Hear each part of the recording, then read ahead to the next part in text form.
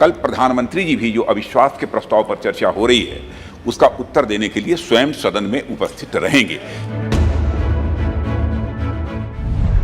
विपक्ष ने बीती 26 जुलाई को मोदी सरकार के खिलाफ अविश्वास प्रस्ताव पेश किया था, जिसे लोकसभा अध्यक्ष ओम बिरला ने स्वीकार कर लिया था। लेकिन आपको बता दें कि लोकसभा में मोदी सरकार वोट नहीं खोएगी, क्योंकि एनडीए के पास लोकसभा में बहुमत है। ये दूसरी बार है जब प्रधानमंत्री नरेंद्र मोदी को अविश्वास प्रस्ताव का सामना करना पड़ रहा है। मोदी सरकार के खिलाफ इस तरह का पहला प्रस्ताव आंध्र प्रदेश को विशेष श्रेणी का दर्जा देने को लेकर 2018 में पेश किया गया था, जो बाद में हार गया था। विपक्ष द्वारा लोकसभा में लाए गए अविश्वास प्रस्ताव पर प्रधानमंत्री नरेंद्र मोदी आज यानी गुरुवार को सदन में उपस्थित रहेंगे और अविश्वास प्रस्ताव पर हुई चर्चा का जवाब देंगे। बीते बुधवार को लोकसभा की कार्रवाई स्थगित होने से पहले रक्षा मंत्री राजनाथ सिंह ने जानकारी दी। प्रधानमंत्री के जवाब के बाद अविश्वास प्रस्ताव पर मतदान कराया जाएगा। इसमें सरकार को कोई खतरा नहीं है, क्योंकि भाजपा और उसके सहयोगियों को मिलाकर सरकार के पास पूर्ण बहुमत है। आइए जान लेते हैं कि कैसे और क्यों लाया जाता है लोकसभा में सरकार के खिलाफ अविश्वास प्रस्ताव।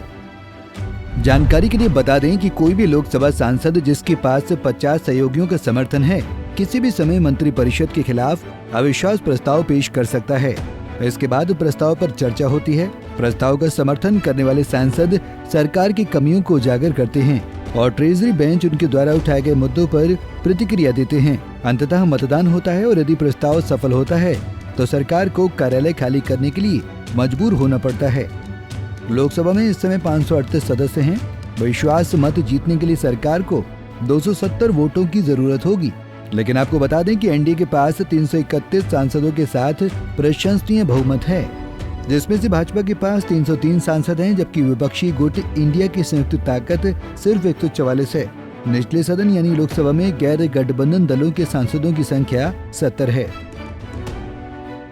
विपक्षी दल मानसून सत्र की शुरुआत से ही मणिपुर के मुद्दे पर प्रधानमंत्री नरेंद्र मोदी से सदन के अंदर बयान की मांग कर रहा है, लेकिन सत्ता पक्ष ने इस बात पर सहमति नहीं जताई। इसके बाद विपक्ष ने लोकसभा में प्रस्ताव पेश किया। विपक्ष का कहना है कि प्रस्ताव के बाद पीएम बयान देने के लिए मजबूर होंगे और ये उसकी नैतिक जीत होगी। बीते बुधवार को चर्चा के दौरान कांग्रेस सांसद राहुल गांधी ने पीएम मोदी के मणिपुर न जाने को लेकर सवाल उठाया था। राहुल ने कहा था कि प्रधानमंत्री मणिपुर नहीं गए क्योंकि वो इसे भारत का हिस्सा नहीं मानते। आपने मणिपुर को विभाजित कर दिया है। कुछ ही दिन पहले मैं मणिपुर गया, हमारे प्रधानमंत्री नहीं गए, आज तक नहीं गए, क्योंकि उनके लिए मणिपुर हिंदुस्तान नहीं है।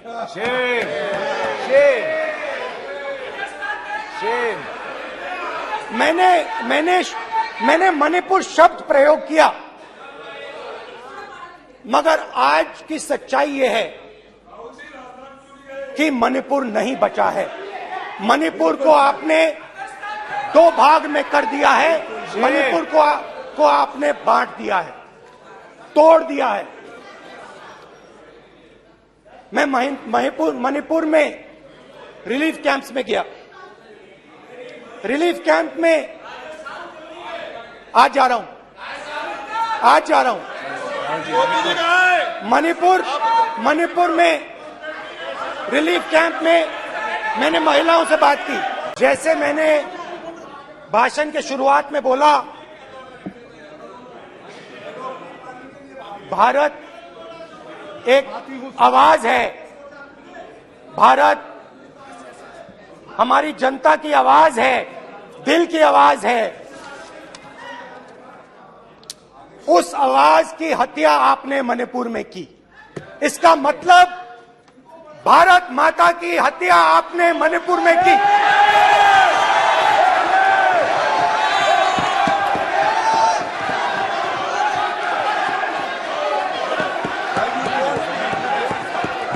भारत माता को आपने मणिपुर के लोगों के मारा। आपने मणिपुर के लोगों को मारकर भारत की हत्या की है। आप देश द्रोही हो, आप देशभक्त नहीं हो, आप देश प्रेमी नहीं हो, आप देशद्रोही हो। आपने देश की हत्या मणिपुर में की। प्लीज एक मिनट, प्लीज बैठिए, प्लीज बैठिए। अब सवाल आप उठता है, बैठना चाहते नहीं बैठना चाहते? आप बैठना चाहते नहीं बैठना चाहते? इसीलिए आपके नहीं बैठना प्रधानमंत्री चाहते आप? मणिपुर में नहीं मैं जा कह रहा हूं, सकते बैठिए आप हैं क्योंकि उन्होंने प्लीज। देश की हत्या की है। मणिपुर में हिंदुस्तान की हत्या की है, भारत माता की हत्या की है।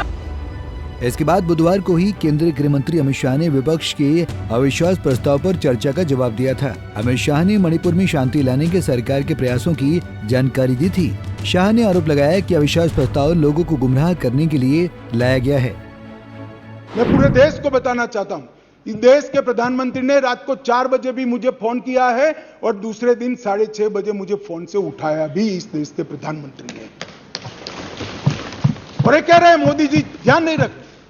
मान्यवर 3 दिन तक लगातार हमने यहां से काम करने का काम किया। 16 वीडियो कॉन्फ्रेंस करी, 36,000 लोग सिक्योरिटी फोर्सेस सीएपीएफ के वहां पहुंचाए, वायुसेना के विमानों का उपयोग किया, चीफ सेक्रेटरी बदल दिया गया, डीजीपी बदल दिया गया, सुरक्षा एडवाइजर भेज दिया गया, चीफ सेक्रेटरी भारत सरकार ने भेजा, डीजीपी भारत सरकार ने भेजा, सुरक्षा एडवाइजर भारत सरकार। ये सब 4 तारीख की शाम को समाप्त हो गया था। 3 को हिंसा हुई, 4 तारीख को समाप्त हो गया था। और ये कहते हैं 356 क्यों ना लगाया? 356 तब लगती है जब हिंसा के समय राज्य सरकार कोऑपरेट न करे। हमने डीजीपी बदल दिया, उन्होंने भारत सरकार के डीजीपी को स्वीकार कर लिया। हमने चीफ सेक्रेटरी बदल दिया, उन्होंने भारत सरकार के चीफ सेक्रेटरी भेजे हुए चीफ सेक्रेटरी को। मैं यही कह रहा हूं, समझ न हो तो नहीं आएगी भी। सीएम तब बदलना पड़ता है जब कोऑपरेट न करे। ये सीएम कोऑपरेट कर रहा है। इस अविश्वास प्रस्ताव को 2024 के चुनाव के पहले काफी अहम माना जा रहा है। इस दौरान हुई चर्चा से ही अगले लोकसभा चुनाव का एजेंडा निकलने की उम्मीद जताई जा रही है। आज यानी गुरुवार को पीएम मोदी के भाषण पर सभी की नजर रहेगी। उनके बयान से 2024 का रोड मैप निकल सकता है। आपको बता दें कि लोकसभा में 27 बार अविश्वास प्रस्ताव पेश किया जा चुका है, लेकिन अब तक सिर्फ 3 बार ऐसा हुआ जब प्रस्ताव पर मतदान के दौरान कोई सरकार गिरी हो। आखिरी बार 1999 में अटल बिहारी वाजपेयी की सरकार अविश्वास प्रस्ताव पर बहुमत नहीं हासिल कर सकी थी और मात्र 1 वोट के फर्क से उनकी सरकार गिर गई थी।